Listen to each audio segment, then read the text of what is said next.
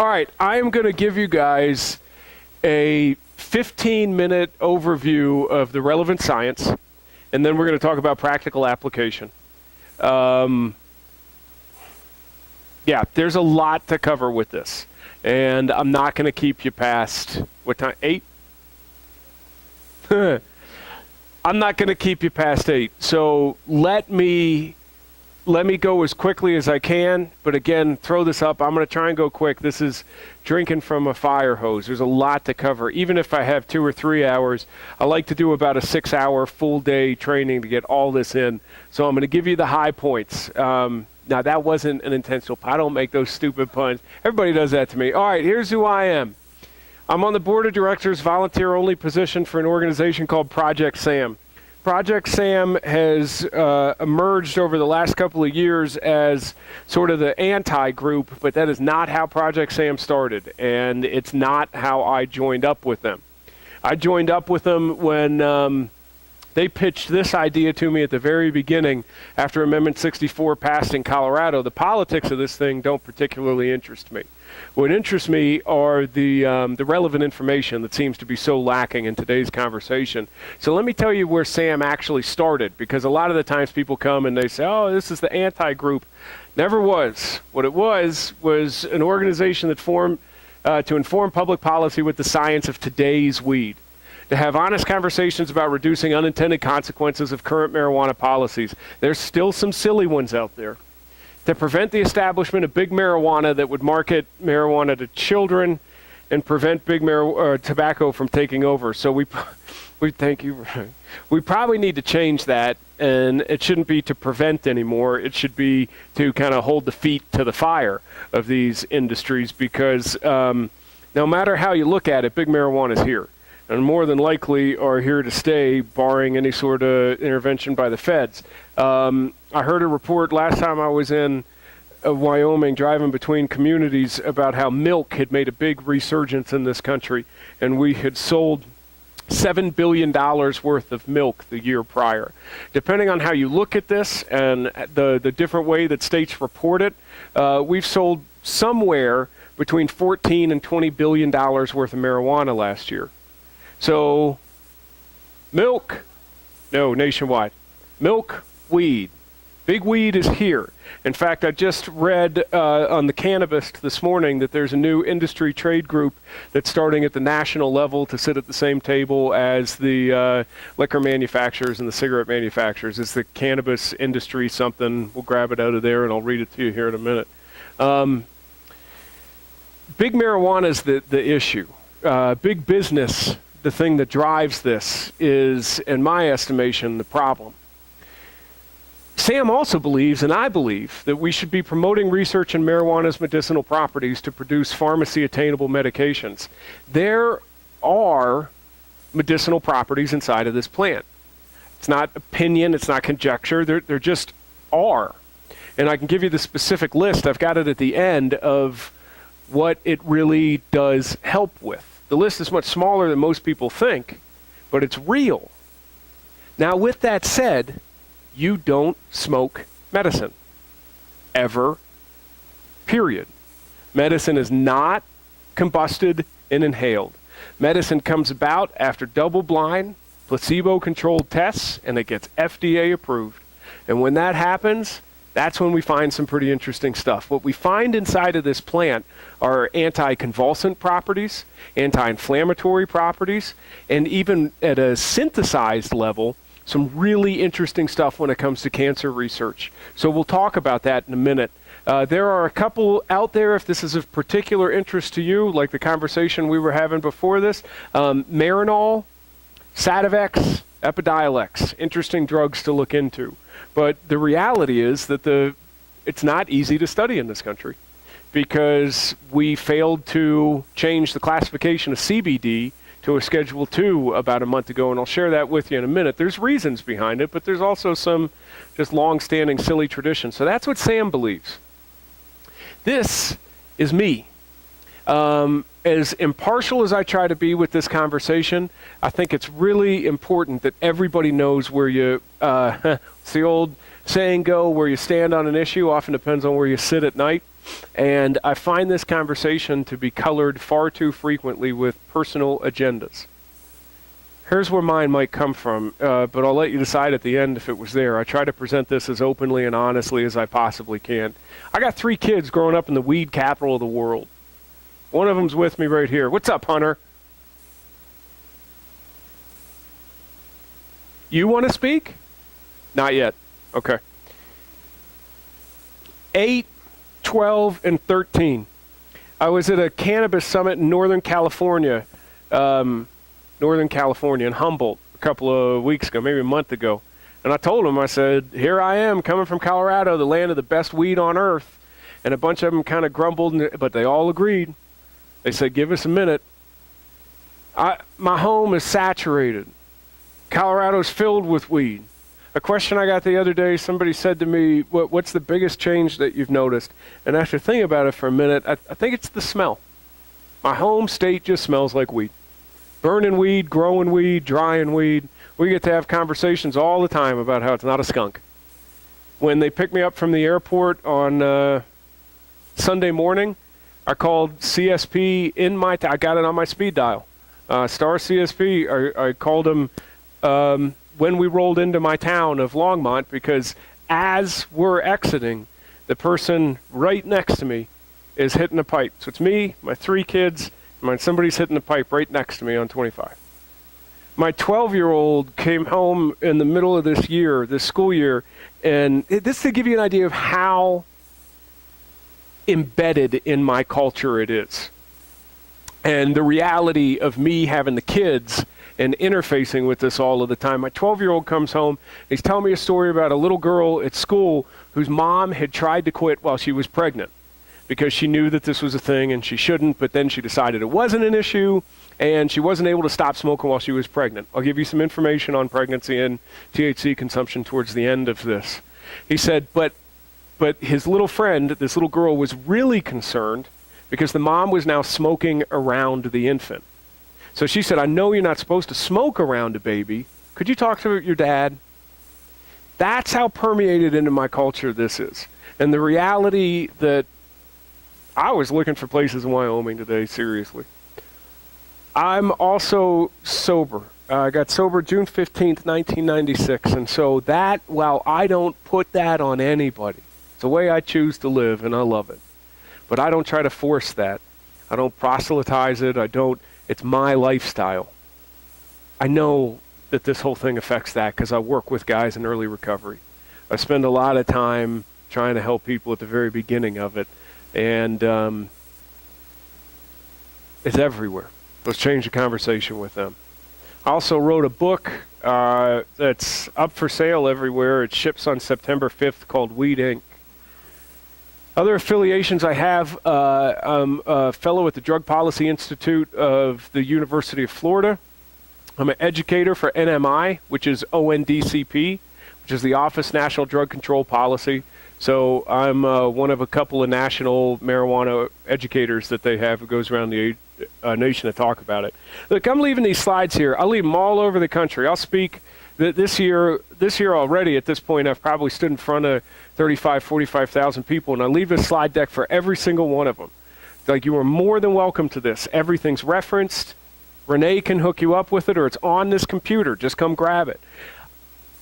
I get asked all the time about some pretty simple and basic things when it comes to weed. So here you go. This is a really nice place to start if you're interested in the research of it. Keep in mind, as I'm going to share these couple of things with you, that there's absolutely nothing subjective at all about scientific findings when it's real science. That's one of the things I hear a lot too. Well, the jury's still out. Oh, yes, there are some things that the jury's still out on, absolutely. But there are some things that we can say with a surety as well. And I'm going to share those with you. Now, real science means that it's peer-reviewed and journal published. The difference between a peer-reviewed and journal-published study and one that's not is valid, not valid. Everything I'm sharing with you is cited as and referenced from peer-reviewed and journal-published studies. There's no garbage science in any of it. Keep an eye out on the spin on both sides of this. In Colorado, you've now got a state government who is hell-bent on convincing the world that everything we're doing is perfect, because you can't have an administration not nail it when they're doing something. And then on the other side of it, you've got people trying to get money for old school kind of stuff, that no matter what happens, they're going to say that it's a failure. Watch the spin. So here's some great places to start. 2014, Wayne Hall, Adverse Health Effects of Recreational Cannabis Use. This is kind of the go-to for the reference for all things physical, if you're interested. The way that cannabis interacts with the human body, you find most of it inside of this gigantic and wonderful study. The reason why I included the second one, Dr. Volkoff is the head of NIDA, the National Institute for Drug Abuse. It's the top agency in the country that works on and thinks about all of these things. This was also published in the New England Journal of Medicine, which is kind of the top journal, certainly in the country, and one of the few in the world. And it's a meta-study. That means it's a summary of all of the relevant scientific findings over the last couple of decades, put into one place and explained. So it's the nation's top addiction doc, published in the nation's top journal, summarizing everything we've got. It's a wonderful place to start.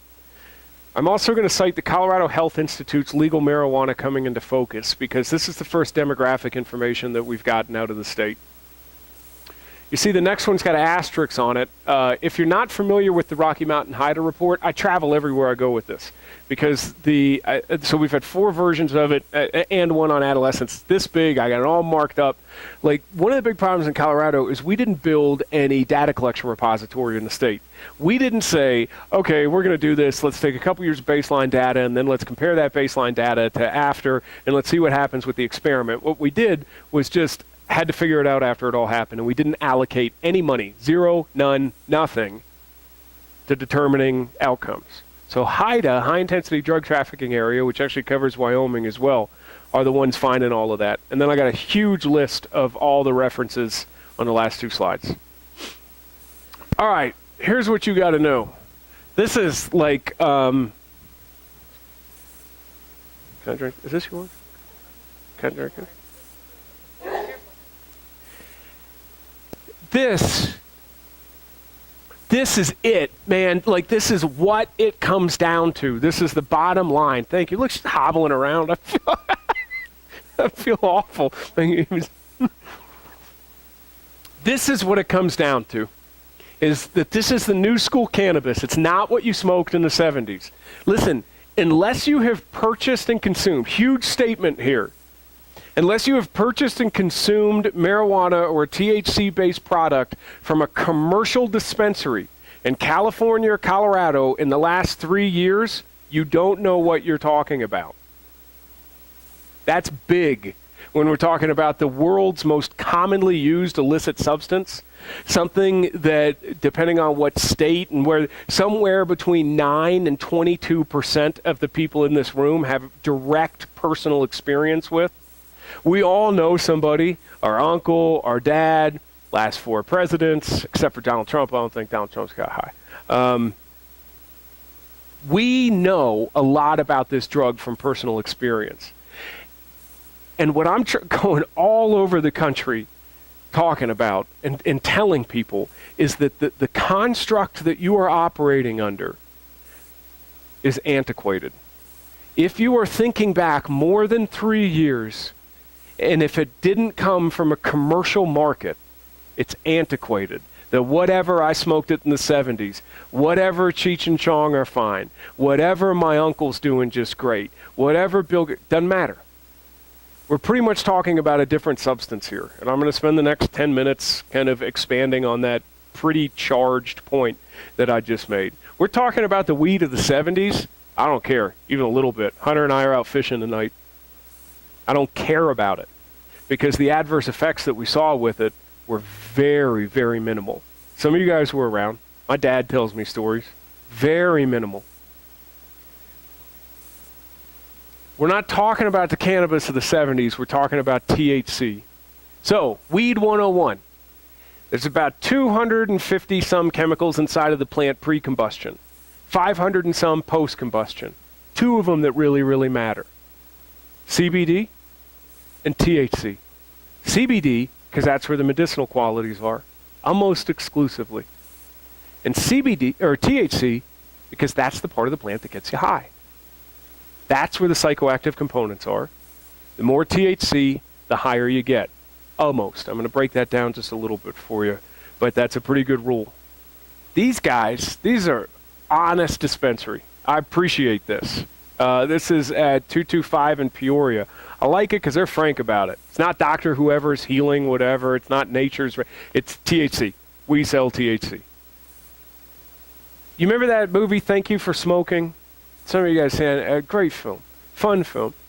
There's a point where the executive of the cigarette company is talking to the protagonist in it, and he says, we don't sell cigarettes. We sell nicotine delivery systems. It's not about selling weed. It's about THC delivery systems, because that's what gets you high. Really hope you guys can see this, because this is all that matters. And I just got, in fact, I should have thrown that chart on this. You got the internet on that? Forget it. I'll give it. We just shared it here today. So there's a lot that we can learn and understand inside of this slide. 3 things I want you to take away from it. This is University of Mississippi that lost its funding to collect this data in 2011, unfortunately. This is THC. This is CBD. This is 1960. This is 2011. The first thing that you can gather from this is that in a representative sample of weed from all over this country, in 1960, when we started collecting these data, we were testing basically unaltered cannabis. What naturally occurs inside a weed, ready for this? You'll win this one at Trivial Pursuit if it ever comes up. What naturally occurs inside a weed is between 0.2 and 0.5% THC. 0.2 and 0.5. When we talk about historical application, stuff Thomas Jefferson grew. When we talk about Genesis 1:12, I've given you all the seed-bearing plants and herbs to use. When we talk about one of 50 essential herbs inside of traditional Chinese medicine, when we talk about the plant that mankind has been interacting with for millennium, we are talking about between 0.2 and 0.5% THC. We are also talking about between 0.2, this CBD, which we didn't start to care about until the mid-'80s when we found out it had good stuff in it. Also between 0.2 and 0.5%, because naturally CBD and THC occur at a 1-to-1 ratio in cannabis. The reason why this is so important to understand is it's not even so much about the amount of THC. That's a part of it. It's about the gap between THC and CBD. Nature gave us a miracle plant.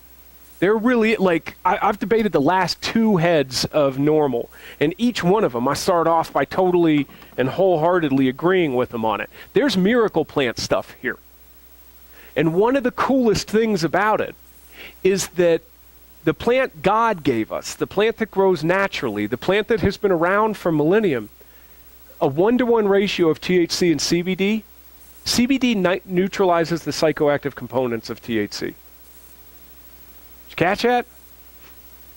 CBD keeps THC in check. This is why, back then, you did not have things like cannabis-induced psychosis. It didn't exist. For millennium, it didn't exist. For the last 50 decades, it didn't. 5 decades, because THC is checked by CBD. It's this gift that nature put into the plant. And inside of CBD is some pretty incredible stuff, like anti-inflammatory properties. Believe it or not, antipsychotic properties, because it's doing that to the anticonvulsant properties. There are some fascinating things inside of CBD. So here we see what naturally occurs. What you got over 50 years is an example of solid botany. This is good gardening. All right? This is seed exchanges. This is hybrids. This is hydroponic. This is better soil, better fertilizer. This is inverted hydroponic. This is cloning. Because it wouldn't get you high. Because it wouldn't get you high. Of course. There's no market for it. The market for it is here. So the folks who own the patent for Marinol, GW Pharmaceutical, have been trying to sell it for the last 7 years. It's not worth anything. Because the conditions that it treats are so small. But it really treats them in some pretty profound ways, which we'll talk about in a minute. The problem is, Colorado, we got 130,000 people on the marijuana registry. 96% of them are there for chronic pain. So we're all very familiar with the seizure disorder that affects the young people. Have you guys seen this? And we've seen how it's called Charlotte's Web. Dravet syndrome is a really nasty thing. Multiple seizures. Believe me, man, I'm a dad. I'd be doing whatever I could too. I get it. People have come from all over the world to Colorado to be treated with this. I did some research for the book. There are 211 kids on the registry for any sort of seizure disorder out of 130-some thousand. The commercial applications are here for that. The commercial applications to get high, on the other hand, not to say it doesn't exist. It's just not a big commercial application. Okay, 51 years, increments of 2, good gardening. 6 years, increments of 5, good chemistry. This, right here, 16%. 16% is noteworthy because it is the highest concentration of THC that we have ever studied. Like mankind. 16% is the high point of our knowledge about what a high-potency THC is doing in the brain and body. This is science being outpaced by industry. This stuff back here, like for real, who cares? Let me not say that. I don't care. Some people might care, and some people had adverse reactions but for me, we just didn't see a lot. You didn't see a lot of issues. There aren't a lot of issues in the literature. Back in here, next to none. This, on the other hand, we are talking about very, very significant issues associated with. So when I say you got to change your construct because it's antiquated unless you purchased it in the last 3 years from a dispensary, for real. Because we're going back thinking about a hand crank Model T that'll go 30 miles an hour downhill, when in reality, it's a brand new Ferrari that people are racing around. It's a different substance. It is. You could tell him right there, my man. Yeah, Hunter's a Coloradan. He gets it.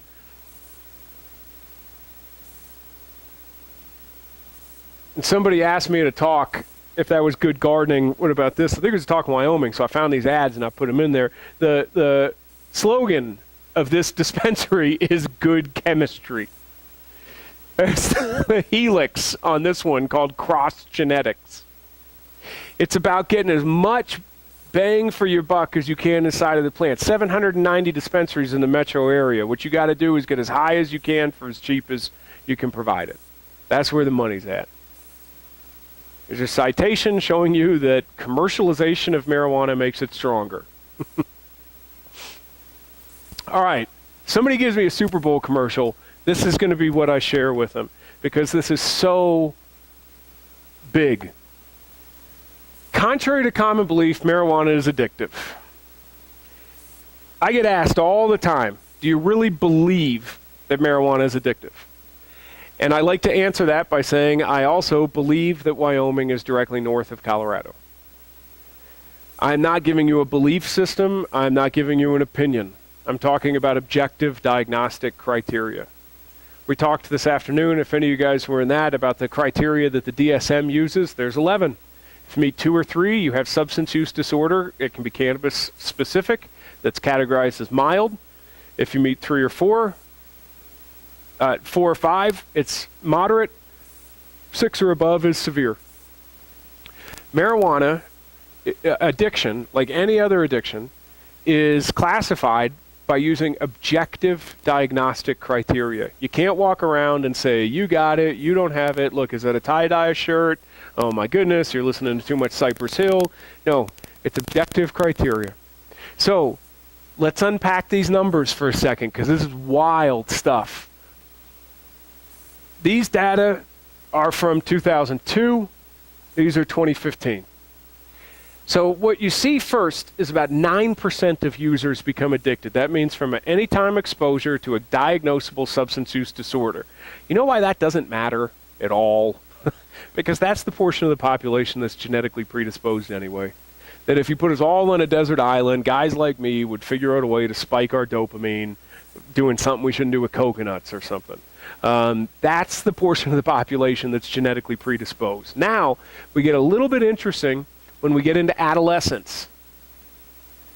And this really does take a long time to unpack. Basically, the cannabidiol system that you have goes throughout your entire body. So you have little receptors that fit the cannabis key from head to toe, especially in some really important places, like a brain or spinal system and things. So as that is developing, we are much, much more susceptible to negative things happening with it. It's because it's natural that there's probably the issues that there are with it. So if you want to make this drug an issue, you start before somebody's frontal lobe is fully developed. And for guys, that's mid-20s. For gals, that's early 20s. And if you want to get from a 9% to, look at this, 25 to 50%, and that's current now, 50% addiction rate. If you want to get to this, you do 3 things. Right? Like, if you don't take anything else away from this, please take away that the potency's gone through the roof in this part. That if you want it to be an issue, the 3 factors are age of onset, frequency of use, and potency. Age of onset, frequency of use, and potency. Potency you can almost take off the table because it's just so potent today. So the earlier one starts and the more one consumes. We go from seeing things like 9%, to things like 50. To contextualize that, the most addictive substance that we're aware of and that we work with, I guess, is nicotine. Meth is my example, though. Nicotine, about 53, 54%. The stuff we're consuming today, though, is leading to physical addiction and the need to detox from cannabis. That's nuts. That is objective diagnostic criteria. I'll get the same thing. I'll say this, or I'll do a TV thing, and somebody will say, well, that's your opinion. It's not my opinion.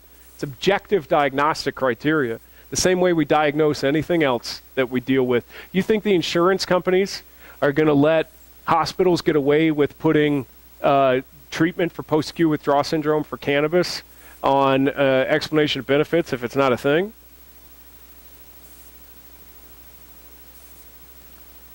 Oh, let's go back to this. 50%. Age of onset. Frequency of use. There's this old rule that's held true for 60 years of data collection inside of alcohol that tells us, it's the 80-20 rule. It tells us that 80% of the alcohol in this country is consumed by 20% of the consumers. So the alcohol industry doesn't care about my wife even a tiny little bit, who has her 3 margaritas a year when she goes out with her cousin for a birthday here or there. She doesn't matter. What they love the guy who was drinking Mad Dog 2020 at 12 years old, because I pay the bills. 80% of the booze in this country is consumed by 20% of the consumers. The data we've got from Colorado tells us that 84% of the pot in Colorado is consumed by 20% of the consumers. Same rule. We make our money on the backs of frequent users. You guys who come to Colorado for a holiday and you're going to buy an edible and have a blast, and nobody cares about you. Don't drive. Don't let kids see you. Do whatever. You don't matter because you ain't paying the bills. It's the chronic user who's paying the bill. So you want to get to addiction rates here, and this is just 101, man. This is how this country operates anyway. It's the way we sell tobacco. It's the way we sell booze. It's the way we sell anything that you can piggyback on the back of addiction with. So you want to get to addiction rates of 50% with this. Age of onset and frequency of use. Again, potency is pretty much off the table. That's a picture of Cookie Monster on the side of a dispensary with a plate full of weed. Age of onset. You know what? They ain't ever going to sell weed to a kid who walks in there. Ever. Joe Camel, nothing. What do you think Marlboro or Philip Morris or R.J. Reynolds or any of those guys would give to hijack a Sesame Street character and not get sued out of existence? They did. They got a cease and desist from Sesame Street. Listen, if you sell weed and you get a cease and desist from Sesame Street, you pretty much suck. You need to go. You need to ask yourself some really hard questions in life if that happens. Age of onset. There's a kids-only fishing program. Oh, did they walk around? Hunter could have told us about this one. Hunter and I go here all the time. You'll see kids-only fishing restricted to kids 15 and under. We go there all the time because they stock the heck out of it, and we have a bucket of fun. And when we went probably this March to scout it out for the first time, basically so Hunter could throw rocks at geese, as soon as I got out of the car, I smelled it. Because at some point over the winter, this dispensary had opened directly across the street from the kids-only fishing program. So that's no Zoom. There's no anything. What you got, this taken from the parking lot of the park that's dedicated to kids-only fishing. You see what's around here? I need to get a Google map of this. If anybody's good with that sort of thing, please see me after. You could help me with it. There's nothing around here, except for the kids-only fishing program directly across the street. You see the sign for Native Roots? It's not facing the road. This is the road. It's facing the bike path. Whatever he said, I agree. Busted. So when I called the city, because there's a moratorium in my town still, we've been fighting at every turn. When I called the city and they said there's no dispensaries inside of Longmont, and I was like, well, actually... turns out I finally get to Boulder County and figure it all out. This is unincorporated Boulder County on this side of the yellow line. This is the city of Longmont on this side of the yellow line. So they both, each of them said the setback's not their problem because there's two setbacks they're violating with this. It's a park and it's a kids-only program. And neither one of them were willing to take it on. Age of onset. Santa Claus with a bag full of dope. Hey, Hunter, who's that?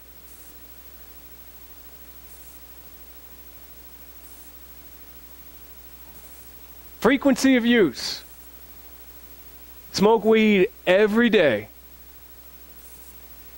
Listen, I don't care how mature your frontal lobe is and how much you commit to never driving and never letting kids see you. This kind of frequent consumption, listen, it's not for you guys, for people you might know. Listen to this. Consuming cannabis this frequently changes the physical structure of one's brain. Loss of gray matter, loss of white matter, loss of connective tissue, other stuff, but it changes the physical structure of the brain. The study about 3 months ago out of NIH that actually showed dark spots in the frontal lobe in rats who were exposed to THC. That means it's not flashing anymore. It's not working in rats. Yes. Yes, especially the earlier you start and in utero. We'll get to that in a minute. Yes. Oh, yeah. Cannabis-induced psychosis is the... Well, I have a whole section on psychosis. So that's physical structure. So here's a deal. You can win a pound of weed, deliverable in an ounce a day. Listen, I know some guys who roll I don't know a single one of them who can roll that deep. An ounce of today's bud a day. That's a back to school special.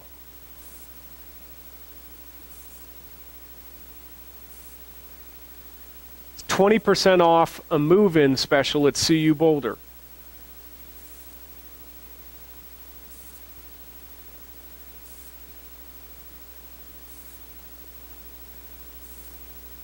It's 20% off with a student ID. It's Fred Flintstone smoking a dab between two half-naked young ladies. That came in the value pack to my house. 20% off my initial purchase. The $1 joint when I show them my ski pass, or $25 eighth when I show them my pass. I got a buddy here in Wyoming who a couple of years ago, his wife was struck by a cannabis intoxicated snowboarder. Wife was in the hospital for a year and his daughter died. That's my home. It's the Flatirons over Boulder with a teddy bear riding a rocket saying, "Stay high, Boulder." It makes it hard to have that conversation there.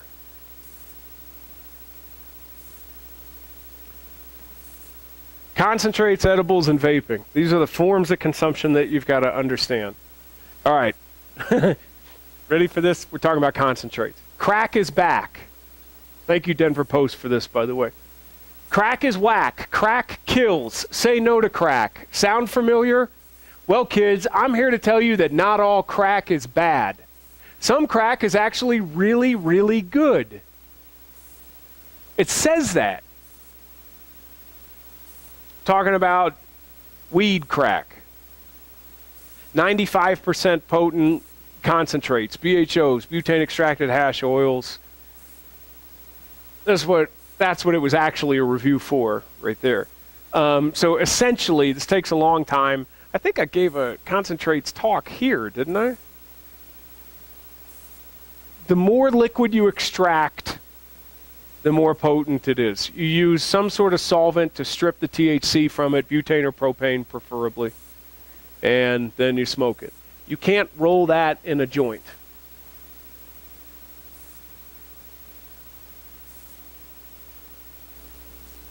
This is an ad for concentrates that reads, "More is not better. Cannabis concentrates are potent. Start by consuming a small dose, about half the size of a pinhead or less." It's crazy, right? Nobody's doing this stuff. Who'd be doing this? Google this tonight if you want to have some fun. Open Vape, OPEN, Vape, CEO, The Cannabist. So The Cannabist is Denver Post's All Things Weed.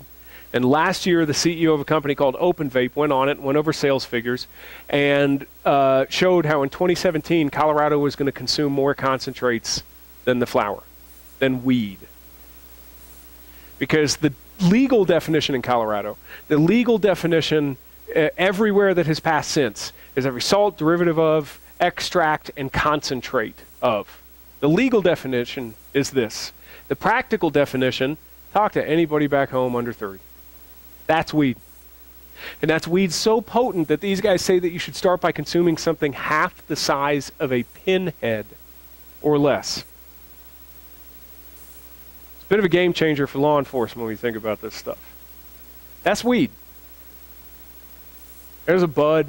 You know, we don't get a bag that's got as much shake and seeds and stems as anything else in it anymore. You've seen the commercial, or you've seen the broadcast from Colorado. They use chopsticks to put in a bag. It's to demonstrate to the consumer that you're not getting anything other than buds. So there's your bud. A lot of the times they're infused. I was talking to Highway Patrol in the southern part of the state here a couple of months ago, and they said they got some bud that came back tested in mid 60% something or other. You can't grow weed that strong. That's there hasn't been anything that's been tested past 46.5%. But what you do is you infuse it. So a lot of the times even this is sprayed with a concentrated THC. So that's weed. That's weed.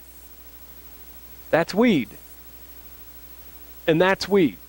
And the sooner we shift our definition of it to be more reflective of what the using world's definition is of it, the more impactful our conversations can be. Because again, right now you're talking about something that people just aren't using anymore. If you're talking about what you used in the 70s, 80s, 90s, 2000s, none of us used that. That's weed. That's weed. Switch it.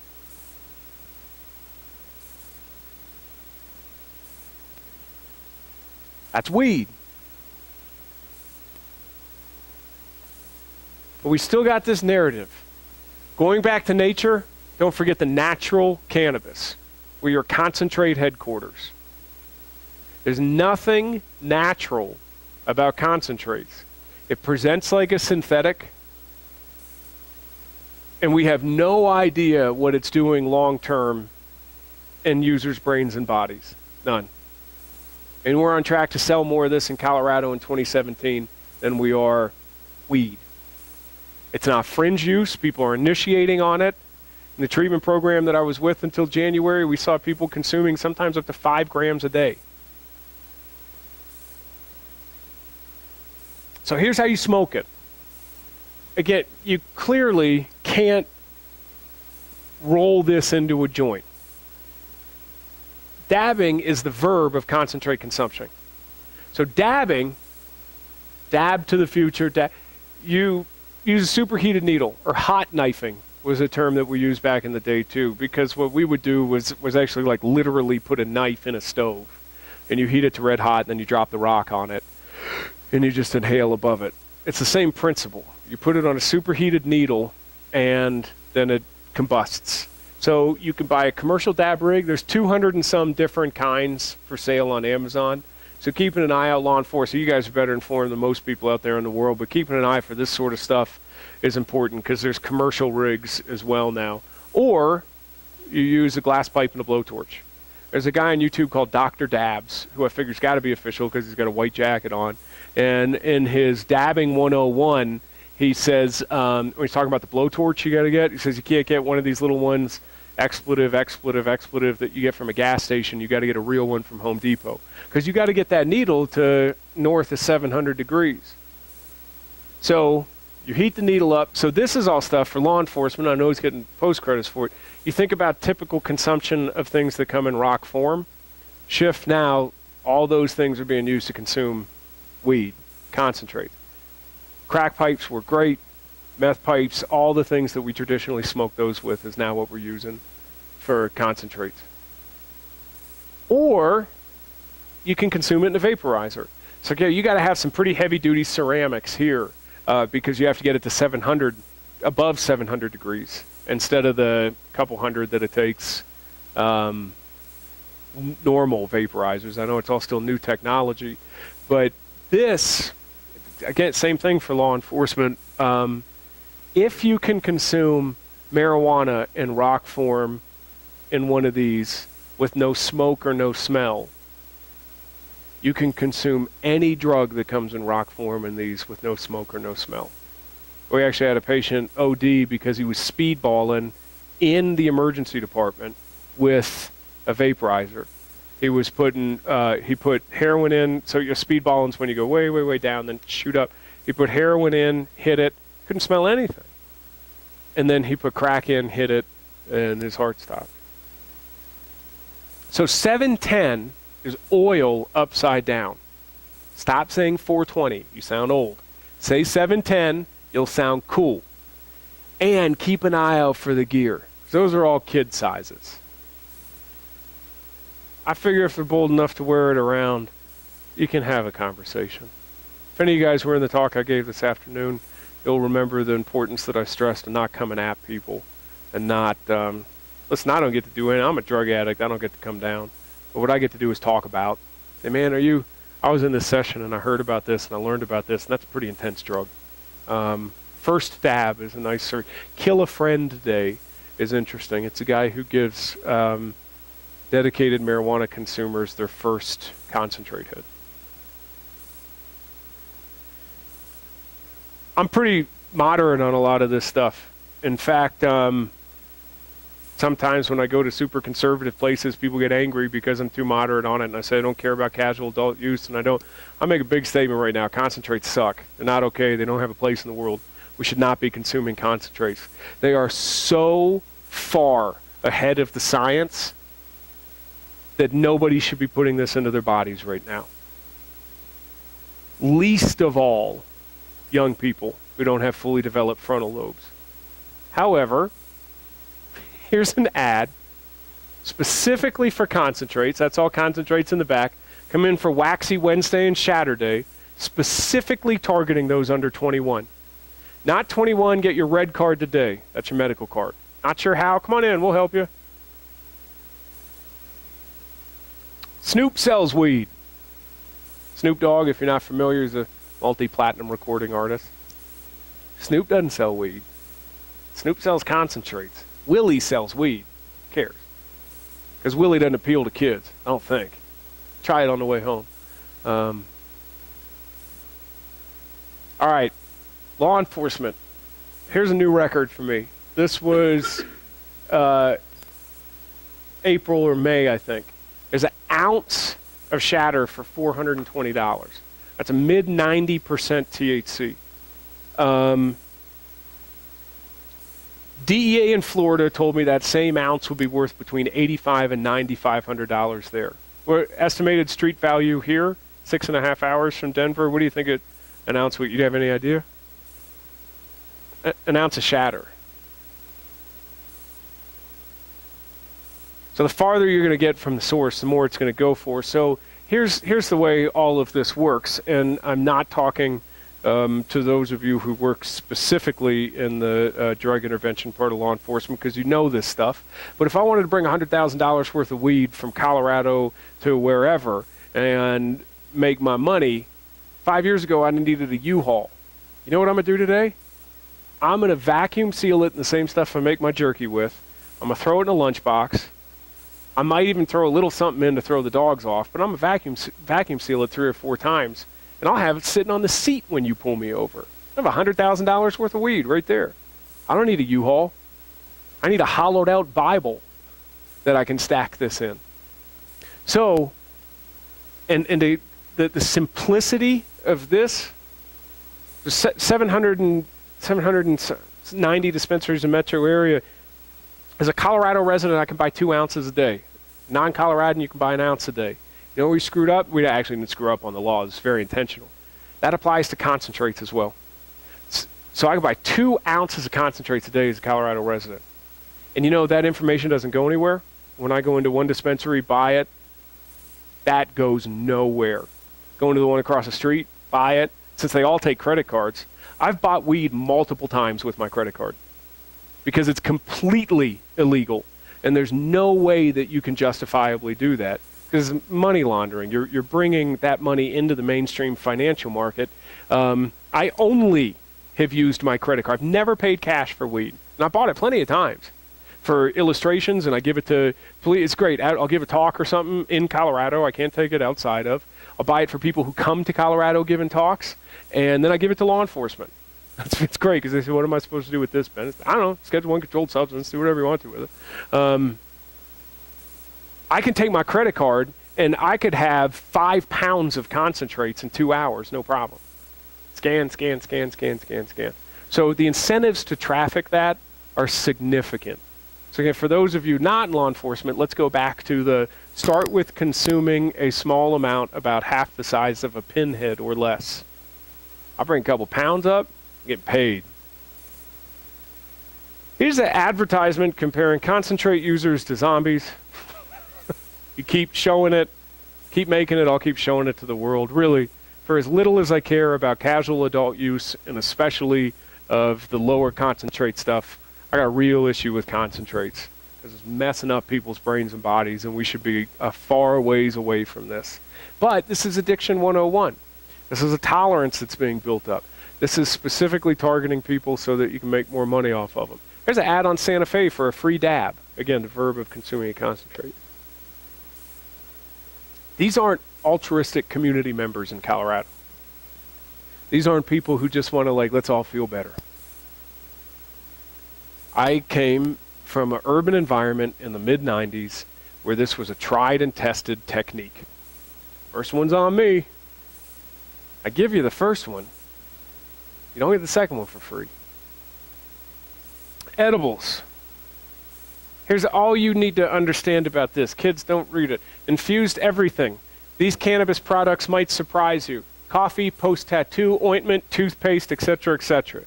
I was doing an interview a couple of, a year and a half ago maybe, and the woman said to me, when I was talking about concentrate, she said, Ben, well, it's not like there's weed spaghetti. And it's a live interview, and while I'm doing it, I find a coupon for THC-infused noodles and an ad for THC-infused pasta sauce, and I sent them both to her. And I was like, there's totally weed spaghetti, and it's on sale.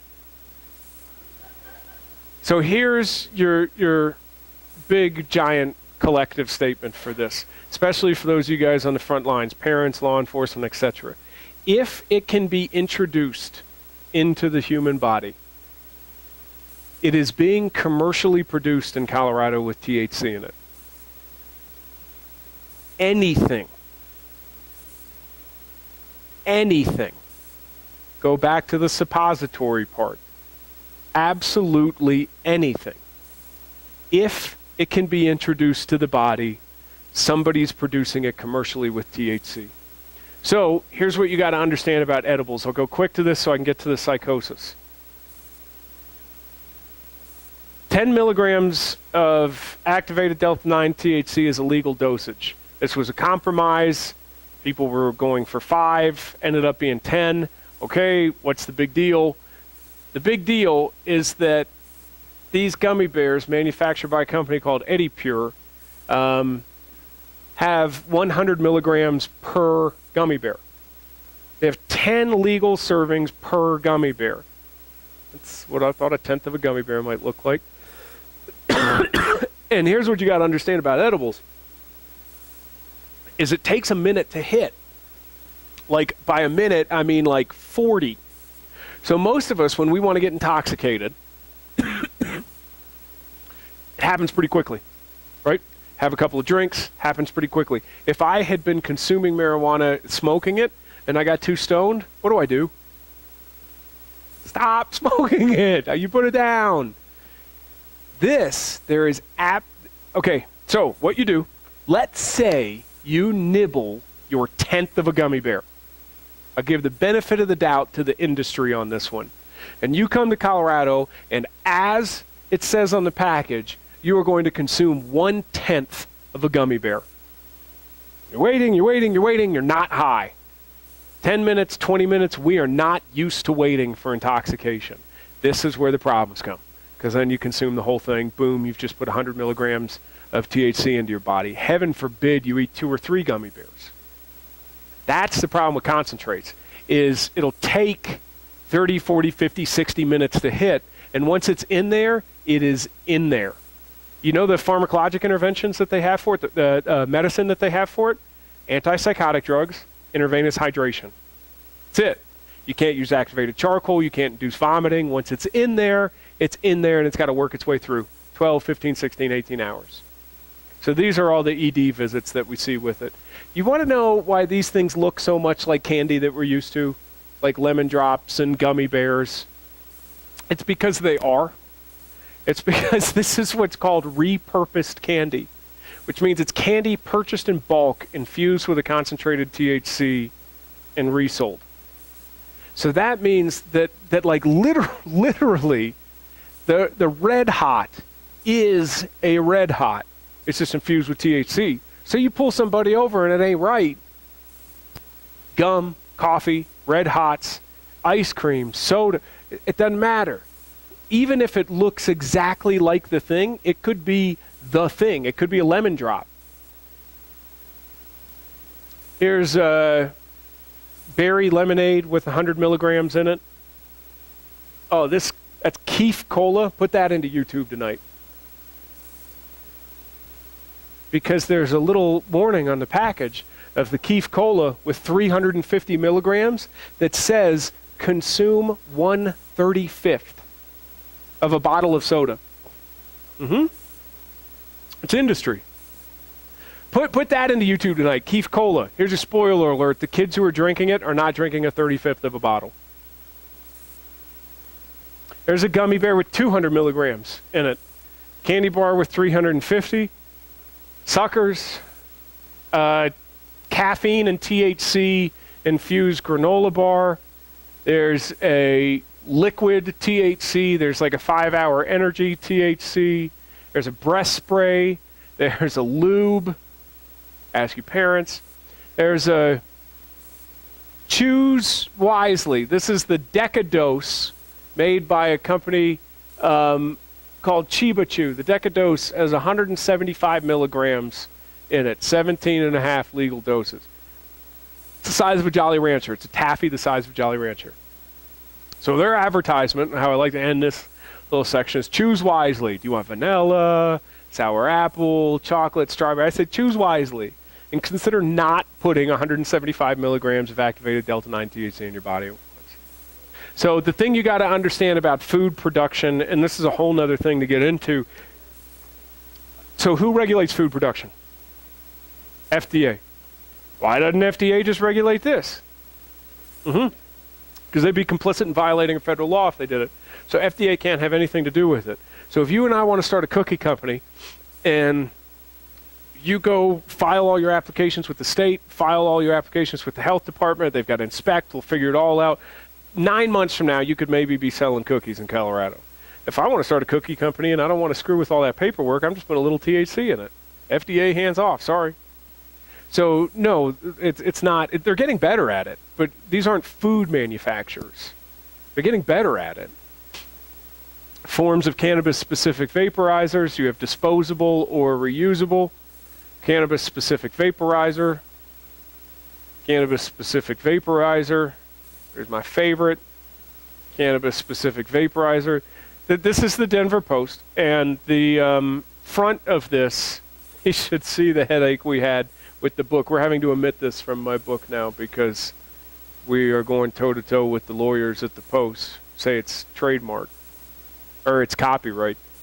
The first section, or the first line in this review says, "Are you tired of not being able to consume your medicine in public like everybody else?" I can't leave the house without an inhaler and an EpiPen for that little man who was in here. Like a real one. Prevention. Identify high-risk individuals. Those are individuals with depression, adolescents and young adults, adults in states with commercialized marijuana, and more than likely in neighboring states. Talk about it. Engage in the community. A Lancet Journal, February 2015. The effects of high-potency cannabis on psychosis. What that showed us was that chronic use, which was 3 times a week. Nope, that was weekend. 5 times a week was chronic. Weekend was 2 to 3 times a week. Chronic use showed increase in psychosis. Elegantly teased out data. Causal. This is causal. Not a correlation. It was caused by, taking into account genetic predisposition and everything else. You saw an increase above 40% in psychosis associated with people who were consuming 16% THC 5 times a week. You saw a 30% increase in people who were consuming 2 to 3 times a week. And they said, what's been the biggest issue? And the drug czar, the Colorado marijuana czar was saying, well, things are going actually really well. We haven't had issues at all. And they said, what about this potency thing? And they said, well, that was pretty crazy. Actually, who could have seen that coming? And I couldn't handle it. I stood up and I yelled and I said, we saw it coming. We wrote papers. We wrote op-eds. We wrote white papers. We published things saying that this was happening and this was going to happen. And you ignored all of them. I sent you emails. We told you that this was going on. And that person stood up and left, and that was the end of it. We saw this potency thing coming down the pike. The thing that's coming down next that people are missing, that we're going to be standing up and screaming, is cannabis-induced psychosis. 5 years from now, this is the story. Between 2015 and 2017, there was an 2015, an 800% increase in people 12 to 18 years old diagnosed with cannabis-induced psychosis at UCH Denver. You're going from ICD-9 codes that you saw, that's insurance billing codes that you saw 2 or 3 a year per facility, to thousands per facility a year, because you don't have the CBD neutralizing it anymore. This is the Lancet study. So if you consume skunk every day, that's 12 to 16%. Applying for all other factors, your risk factor of developing psychosis increases by 1/4. That's everything else taken out of it. In this, it's between 12 and 16% THC. Ever using cannabis of any potency is associated with a 1.4 times increased risk of psychosis, and regular use with twofold: high potency, more frequent, and genetic susceptibility. It's a risk factor 8-fold of psychosis. Now listen, psychosis can be a psychotic episode or a psychotic break. Psychotic episodes suck. I wake up in the back of your car, kind of come to, and hopefully it's not that much of an issue. A psychotic break. We're following tons and tons of these cases back home of people who just aren't coming back. A year later, still on antipsychotic meds. Their signs and symptoms mimic schizophrenia. Use before the age of 18 increases the risk of the diagnosis of schizophrenia 2.4 times. Schizophrenia is a nasty disease. That's the one where you hear and see things that aren't there. Now, that last one is promising.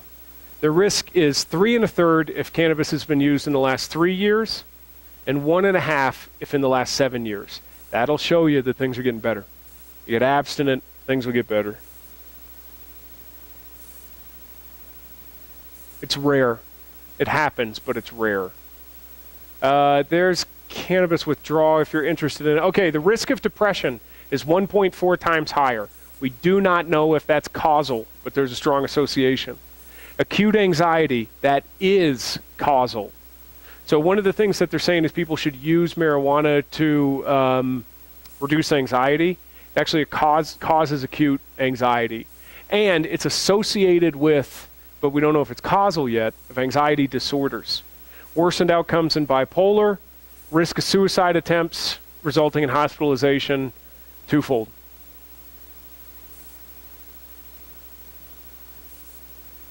And more weed you smoke, the more likely you are to have issues with other drugs. These are interesting things. These are acute and... All right, I'm going to give you the upsides, the medical part here, and then we got 10 minutes for questions. But look at the first bullet point here. This chronic use associated with pregnancy. Type it in. Cannabis pregnant, cannabis morning sickness, cannabis anything like that. Because it's being used now as a drug that people are saying expectant mothers should be taking to relax and to reduce morning sickness. Just put it in. Just put it in and watch everything that comes up. Now, THC crosses the placental barrier. You think that it's an issue in a developing brain of 15? Imagine a developing brain in the second trimester. There's a group of OB docs in Colorado Springs who 3 years ago, after writing a paper called Marijuana Babies, the Crack Babies of the 21st Century, officially stopped recommending breastfeeding. 52% of the mothers tested for drugs at UCH last year, it's a big safety net hospital, 52% of the mothers who were tested tested positive for THC. We are in the process of Dr. Paula Riggs, R-I-G-G-S, is following a cohort. She wants it to be 20,000, and she wants to follow them for 20 years of babies who were exposed to THC in utero, because we have such an amazing sample group right now. Here's what we know for sure about use in utero: reduced birth weight, altered brain development, particularly sensitivity and reward system. So, of course, the earlier you start, those would be the areas that are the most significantly impacted. Teenage children with poor academic outcomes, IQ's always been an issue, and mood dysregulation. So, age of onset, frequency of use, and potency, there's your 10-cent tour of what to expect with psychosis. And the thing, if we could get past thinking about the weed of yesterday that was balanced with CBD, that who cares, of 40 years ago, 50 years ago, 60 years ago, if we could get past that, and if we could think about the stuff that we're talking about today and realize that the risk of somebody killing themselves or winding up in the hospital as a result of a serious attempt is increased twofold, it's because the CBD's here and the THC's here. It's that simple. You want to not have problems with it? 4%, 4%. It's about as intoxicating as tobacco. It's not intoxicating, but it also doesn't lead to psychosis.